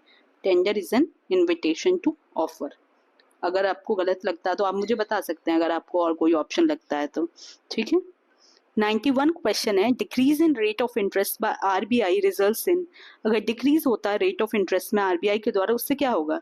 अगर रेट ऑफ इंटरेस्ट डिक्रीज करा आरबीआई ने तो उससे क्या होगा? उससे इन्वेस्टमेंट बढ़ेगा, रेट ऑफ इंटरेस्ट डिक्रीज करा तो। ठीक है, क्योंकि लोगों के पास अपना पैसा रहेगा, क्योंकि इंटरेस्ट उनको मिलेगा नहीं बैंक से, तो वो अपने पास इन्वेस्ट करेंगे वो, तो उससे क्या होगा? 91 का क्या हो जाएगा? सी। नेक्स्ट है हमारा 92 क्वेश्चन है हमारा। Who won the world chess championship. तो ये उस टाइम पे मैंने बताया था पिछले वीडियो में भी, 2019 क्वेश्चन पेपर में भी, जो स्पोर्ट्स के करंट अफेयर्स हैं वो आप एक बार अच्छे से देख लें। कौन सा ओलंपिक कहाँ हो रहा है, कौन अवार्ड जीत रहा है, एशियन गेम्स देख लें एक बार। तो जो भी चीजें main chess main world championship, Asian, वो सब देख लें कि कौन किसने चीज जीती है। तो वहाँ पे 2014 में जीता था, तो 2015 में पूछा गया था, तो ये आप देख लें। ठीक है, तो उस टाइम का ये करंट अफेयर्स था। ये भी करंट अफेयर्स से था। 93 क्वेश्चन, उस टाइम पे ये पास अवे हुए थे वी स्टीनास, तो ये कौन थे? तो इस तरीके से भी पूछ सकते हैं। अभी कुछ इस ईयर में जो भी पास अवे हुए हैं मेन पर्सनैलिटीज, तो उनके बारे में आप थोड़ा देख लें कि कौन क्या क्या था, कोई इम्पोर्टेंट तो नहीं था। ठीक है, तो मेनली ये जो थे वो मैंडोलिन प्लेयर थे। ठीक है, नेक्स्ट पे चलते हैं हम। 94 क्वेश्चन। 94 क्वेश्चन क्या है हमारा? Average age of 5 student of a class, जो 5 स्टूडेंट है उनकी एवरेज एज जो है क्लास के वो 15 साल है, तो उनका एवरेज एज कितना होगा 5 साल बाद? तो एवरेज एज में मतलब अगर दे रखा है तो वो एवरेज में भी 5 ऐड हो जाएगा उनका। 5 स्टूडेंट है, 5 साल बाद पूछी है, तो एवरेज में ही 5 ऐड हो जाएगा, मतलब उनकी एवरेज एज कितनी होगी 5 साल बाद? 20 ईयर्स हो जाएगी। तो 94 का क्या हो गया हमारा? D is the right answer. Next है हमारा 95 क्वेश्चन। 95 क्वेश्चन क्या है हमारा? 95 क्वेश्चन में in the graph our what is the area of the shaded region, shaded region का एरिया पूछा है। तो शेडेड रीजन का एरिया पूछा है हमें। ठीक है, x plus y equals to 5। तो कोऑर्डिनेट्स देख लेते हैं, x और y के क्या कोऑर्डिनेट्स होंगे, उससे ही हमें area of triangle base into height, half into base into height होता है। तो उसके लिए पहले हमें लेंथ, वो बेस और हाइट पता होना चाहिए कितनी होगी। ठीक है, कोऑर्डिनेट्स क्या होंगे? x के कोऑर्डिनेट क्या होंगे इसमें? x के कोऑर्डिनेट होंगे हमारे, इधर क्या होंगे हमारे? x की वैल्यू 5 है इधर, और y की वैल्यू 0 है, मतलब 0 और 5 होंगे इधर, और इधर हमारे क्या होंगे y पे, इधर क्या होंगे हमारे, इधर हमारे क्या होंगे y की वैल्यू, ये मैंने गलत लिख दिया आई थिंक, ये मैंने गलत लिख दिया। तो कोऑर्डिनेट्स क्या होंगे? 5 0 और 0 5 होंगे। तो यहाँ पे जो x की वैल्यू है, y की वैल्यू 0 है, x की वैल्यू 5 है। ठीक है, 5 0। ठीक है, और यहाँ पे क्या हो जाएंगे 0 5, हाँ राइट, क्योंकि y की वैल्यू 5 है। तो ये हमारे कोऑर्डिनेट्स हो गए। तो यहाँ से यहाँ तक जो है वो 5 है, और यहाँ से यहाँ तक भी 5 है हमारी। तो हमारा क्या होता है? एरिया ऑफ ट्राइंगल क्या होता है? एरिया ऑफ ट्राइंगल क्या होता है हमारा? Area of triangle half into base into height. तो हाफ इंटू बेस क्या है हमारा 5, और हाइट भी क्या है हमारी 5, तो 25 अपॉन 2, 25 अपॉन 2 कितना हो जाएगा? 12.5। तो 12.5 इज द करेक्ट आंसर। ठीक है, आई होप समझ में आ गया होगा आपको। 96 क्वेश्चन पे चलते हैं हमारे। कंसिडर द ग्राफ, ये दे रखा है at point P is this. तो हमें बताना है ये जो कर्व्ड है ये क्या होगा, पॉजिटिव होगा, नेगेटिव होगा, जीरो। पी पे जीरो तो नहीं है, जीरो तो नहीं है पी पे। ये हमारी कैसे जा रही है लाइन, यहाँ बीच में है ये हमारा जीरो, तो यहाँ पे तो पी नहीं है, तो जीरो तो नहीं होगा। Can't say depends upon the situation. इधर क्या होगा, इधर नेगेटिव होगा हमारा, इधर क्या होगा, इधर पॉजिटिव होगा, बीच में जीरो है हमारा। तो पी किधर लाई कर रहा है, ये नेगेटिव रीजन में लाई कर रहा है, तो इसका क्या हो जाएगा, B is the correct answer. ठीक है। नेक्स्ट है हमारा 97 question. A cycle tyre has a circumference while cycling its tyre slips by fraction s for covering a distance d the number of turns of cycle tyre that would be required are. Okay, circumference का क्या मतलब होता है, एक cycle tyre है, अगर हम बोल रहे हैं उसका सरकमफ्रेंस, तो सरकमफ्रेंस का मतलब होता है एक टायर मैंने बनाया, सरकमफ्रेंस का मतलब है ये वाली जो लाइन है, ये पूरी डिस्टेंस, उसको बोलते हैं सरकमफ्रेंस। ठीक है। जब हम साइकिल कर रहे हैं उसके मतलब टायर को, तो वो स्लिप हो रहा है, किस स्लिप हो रहा है, बाय फ्रैक्शन एक्स। तो इफेक्टिव डिस्टेंस जो आ रहा है एक टर्न में, पर टर्न इफेक्टिव डिस्टेंस कितना आ रहा है, इफेक्टिव डिस्टेंस पर टर्न कितना आ रहा है हमारा, एक तो जितना सरकमफ्रेंस है उसका, और ये स्लिप हो रहा है, कितना स्लिप हो रहा है, फ्रैक्शन एस से, तो 1 - s, तो ये इफेक्टिव डिस्टेंस हो गया पर टर्न। अगर हम देखें नंबर ऑफ टर्न वो कितने लेगा, नंबर ऑफ टर्न पूछा है हमें, नंबर ऑफ टर्न कितने लेगा हमारा, तो टोटल डिस्टेंस डी हो गया, टोटल डिस्टेंस डी हो गया। उसके बाद में टोटल डिस्टेंस डी हो गया, डी अपॉन इफेक्टिव, एक टर्न में कितना उसने इफेक्टिव डिस्टेंस लिया, तो c 1 - s लिया, तो यही हो जाएगा इसका d अपॉन c 1 - s, किसमें d 1 अपॉन c 1 - ये b is the correct answer. ठीक है। नेक्स्ट है हमारा 98 क्वेश्चन है हमारा। A quadratic equation has sum of its roots equals to -a, product of its roots equals to b, the quadratic equation is. तो quadratic equation क्या होती है हमारी, सम ऑफ रूट्स हम कैसे लिखते हैं, उसमें क्या क्या सम ऑफ रूट्स हमें दे रखा है। ठीक है। नॉर्मली जो इक्वेशन होती है हमारी ax² plus bx plus c equals to 0, ये होती है हमारी। ये जो होता है यहाँ पे जो होता है वो सम ऑफ रूट्स होता है, यहाँ पे जो होता है ये प्रोडक्ट ऑफ रूट्स होता है, सम ऑफ रूट होता है, यहाँ प्रोडक्ट ऑफ रूट होता है। और ए के बारे में हमें कुछ नहीं दे रखा, तो हमारी क्या इक्वेशन बन जाएगी, x², और सम ऑफ रूट की जगह हम क्या पुट करेंगे, -a। तो अगर हम यहाँ -a पुट करते हैं तो क्या बन जाएगा, अगर हम यहाँ -a पुट करते हैं, सॉरी यहाँ b है, ये equation ax² minus bx plus c, ये इक्वेशन होती है, और ये जो होता है वो सम होता है, ये प्रोडक्ट होता है। तो अगर हम यहाँ पुट करते हैं -a, तो माइनस माइनस प्लस हो जाएगा, तो यहाँ पे क्या आ जाएगा, प्लस ax, और यहाँ पे क्या आ जाएगा, प्रोडक्ट कितना दे रखा है, b दे रखा है, प्लस b इक्वल्स टू 0। तो ये हमारा आंसर हो जाएगा। ये कौन से ऑप्शन में, x² plus x² plus ax plus b equals to 0, तो b is the correct answer. ठीक है। नेक्स्ट है हमारा 99 क्वेश्चन। 99 क्वेश्चन है हम, Guru can complete a piece of work in 10 days। गुरु एक काम को कर सकता है 10 दिन में, राम और श्याम उसको 50% फास्टर करते हैं उसी वर्क को गुरु से कंपैरिजन में। In how many days can all 3 of them finish the work together. ये तीनों मिलकर उस काम को कितने दिन में फिनिश कर लेंगे। ठीक है। तो पूरा जो काम है whole piece of work, whole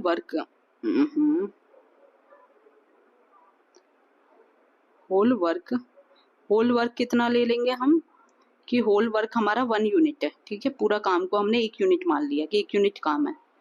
ठीक है। उसके बाद में हमारा गुरु कितना करता है, गुरु कितना करता है हमारा, 1/10 करता है, क्योंकि 10 डेज में करता है, तो 1/10 काम करा उसने, वर्क पर डे, मतलब work per day 1/10 work per day करा उसने, किसने, गुरु ने। उसके बाद में जो उसके दोस्त हैं, जो उसके दोस्त हैं, दोस्त कौन है, राम और श्याम। राम और श्याम कितने कितने दिन में करेंगे, 50% फास्टर करते हैं। तो 50% फास्टर का क्या मतलब है कि स्पीड बढ़ जाएगी 50%, 50% बढ़ जाएगी स्पीड, मतलब इंटू 1.5 हो जाएगी। तो राम और श्याम दोनों ही, राम और श्याम दोनों का सेम रहेगा क्योंकि ईच लिख रहा है वहां।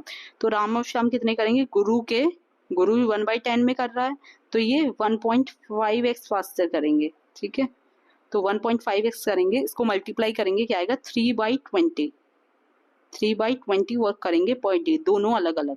ठीक है, तो 1/10 ये कर रहा है, राम कितना कर रहा है 3/20, शाम कितना कर रहा है 3/20।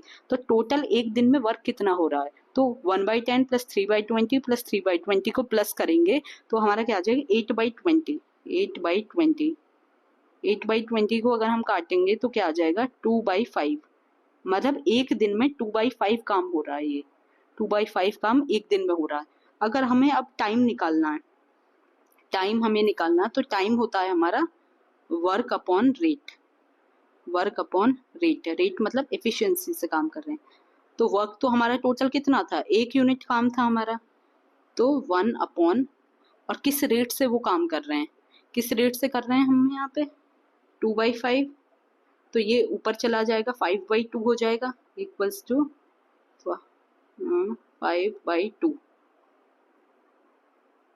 तो 5/2 हो गया हमारा। तो 5/2 टाइम हो गया, मतलब कितने दिन हो गए, 5/2 को अगर हम काटेंगे तो मतलब 2.5 डेज, उन तीनों को मिला के काम करने में कितने दिन लगेंगे, 2.5 दिन लगेगा उन तीनों को ये काम को करने में। तो 2.5 दिन का क्या मतलब है, अगर इसको फ्रैक्शन में करेंगे तो कौन सा आएगा 2 mix 1/2 is the correct answer. थोड़ा टिपिकल है पर इतने टिपिकल इस बार आएंगे नहीं, तो आप लोगों को डरने की जरूरत नहीं है कि क्या आ गया है।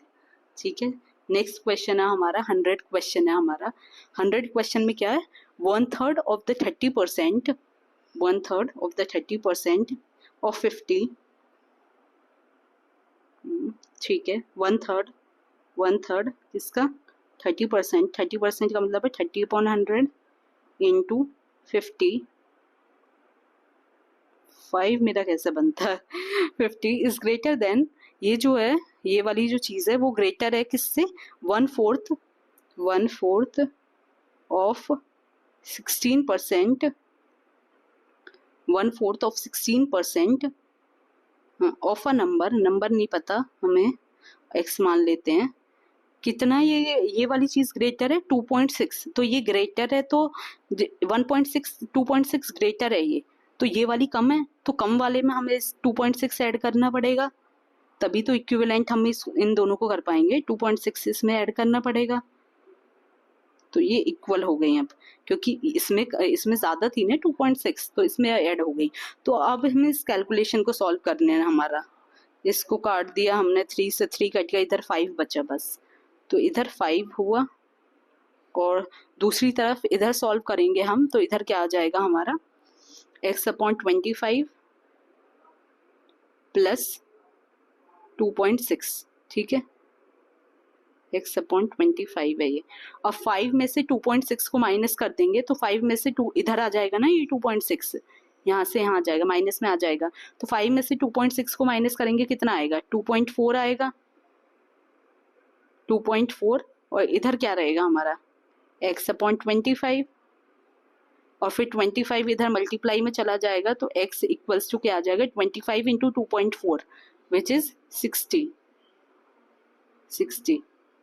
तो x की वैल्यू हमारी आ गई 60, लेकिन हमें x की वैल्यू नहीं पूछी, हमें पूछा 2/3 ऑफ दैट नंबर, मतलब हमें 2/3 पूछा x का, तो 2/3 ऑफ 60 कितना होगा, 2/3 ऑफ 60 कितना होगा, इसको अगर हम कट करेंगे तो कितना आ जाएगा 40 इज द करेक्ट आंसर। तो यहाँ पे क्या हो जाएगा D is the correct answer. I hope you find this video helpful, कि समझ में आ गई होगी आपको, काफ़ी ज़्यादा मेहनत लगी समझाने में, पर आपको बिल्कुल घबराने की जरूरत नहीं है। आपको जो पेपर पैटर्न फॉलो करना है, वो जो मैंने last previous year question paper कराया है 2019 वाला, वही फॉलो करना है आपको। उसी टाइप से आएंगे। जनरल अवेयरनेस सेक्शन इतना डिफिकल्ट नहीं आएगा जितना इस वाले पेपर में दिया गया है हमारा। इसमें हिंदी इंग्लिश काफी ज्यादा इजी दी गई है और जनरल अवेयरनेस बहुत ज्यादा टिपिकल दी गई, मैथ्स और रीजनिंग स्पेशली। तो आपको सिर्फ 2020 में जो मैंने पेपर सॉल्व कराया वो फॉलो करना, उसी के पैटर्न पे आपको चलना, उसी से कंप्यूटर के भी क्वेश्चंस आएंगे और उसी तरीके से बैलेंस्ड पेपर आएगा। तो आपको ये घबराने की जरूरत नहीं है। उसमें जितना लेवल का मैथ और रीजनिंग है वही आपको प्रिपेयर करना है, ठीक है। ये भी आप देख सकते हैं, मैंने सॉल्व करा दिया है। थैंक्स फॉर वॉचिंग, और वीडियो को लाइक जरूर कर देना। इस पे 50 लाइक्स आएंगे तो ही फिर मैं नेक्स्ट पार्ट लेके आऊंगी, क्योंकि बहुत ज्यादा टाइम भी लगता है इस पढ़ाने में, ठीक है। Thanks for watching.